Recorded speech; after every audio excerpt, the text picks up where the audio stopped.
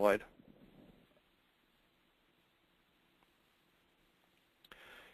And the final part of the package that I want to talk about is the anti-wear and antioxidant components that are used in the formulation of the Suprex Gold ESP products. We actually use a combination of 4 components.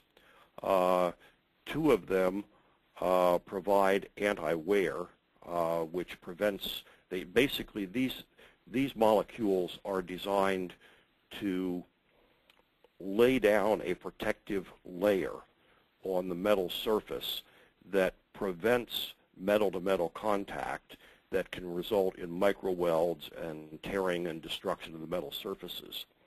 So there are 2 anti-wear components that are in specifically to provide valve train and ring and liner wear protection. And these anti-wear components also bring antioxidant protection. They're what we call multifunctional components. So they're both anti-wear and antioxidant. And then we use 2 more supplemental ashless antioxidants that, as chemical categories, are both radical traps and peroxide decomposers.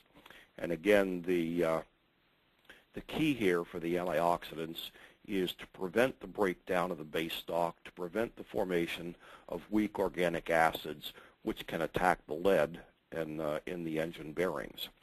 So in summary, we've not got just 1, not 2, not 3, but 4 balanced anti-wear antioxidant components in the Suprex Gold formulation. Next slide.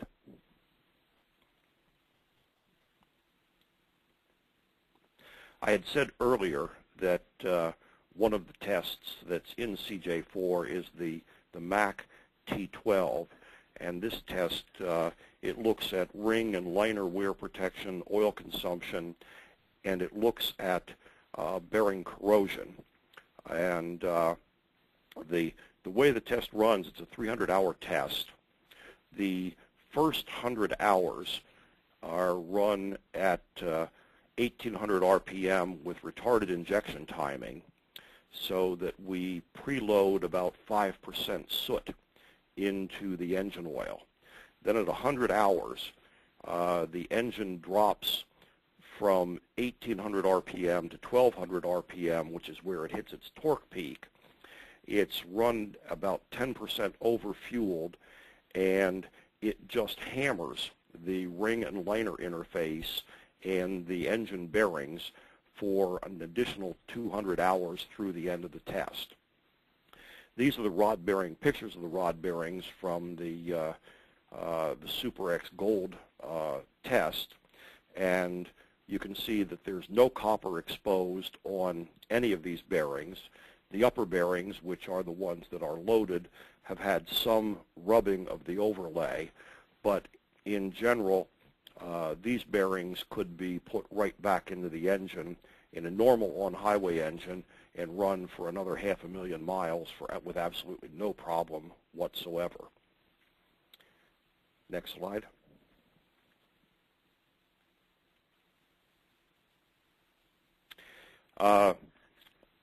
Other wear tests in the category are one of the other ones, and actually the one of the most severe is the Cummins ISB. This uses a 5.9 liter version of the engine that goes into the Dodge Ram pickups, although the exact version that's used in this test is actually an industrial version out of a front end loader. But the primary pass-fail parameters are camshaft lobe wear and tappet weight loss. Unlike most other diesel engines, the Cummins ISB actually uses what we call a mushroom flat tappet. So the tappet rides directly on the cam surface. It does not have a roller the way most Class 8 diesel engines do. So this is a very, very severe wear test. In our experience, oils that that pass the Cummins ISB fly through the Cummins ISM, which is another valve train wear test, and the Navistar roller follower wear test. If we get ISB protection, the other tests are just, they're almost gimmies. You know, you pay the money, but you just check the box, they're going to pass. On the camshaft lobe wear, the CJ4 limit is 55 microns. Cummins, to get CES 20081 approval, requires a 10% tighter limit. Their limit is 50 microns, and both the standard 1540 and the full synthetic 5W40 easily pass the more severe Cummins CES 20081 limits. On tappet weight loss, both Cummins and CJ4 use the limit of 100 milligrams, and again, both of the Suprex products easily pass the CES 20081 and CJ4 limits. Next slide.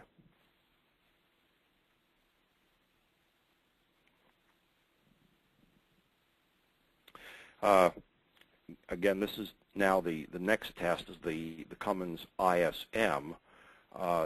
This does use a roller cam follower.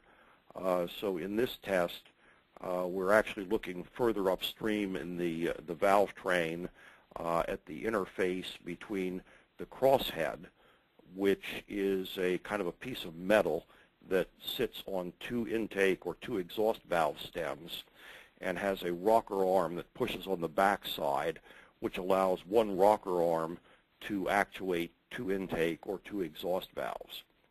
And this test looks at crosshead weight loss, it looks at injector adjusting screw weight loss, engine sludge, and oil filter delta P. And again, 1,000 merit. This is a merit test where you get various merits for performance on the different components. And the CJ4 pass requires 1,000 merits. The Suprex Gold ESP 1540 easily passes that, and the full synthetic 5W40 almost reaches a perfect score of 2,000. At 2,000, you can't get any more. The merit system runs out. So very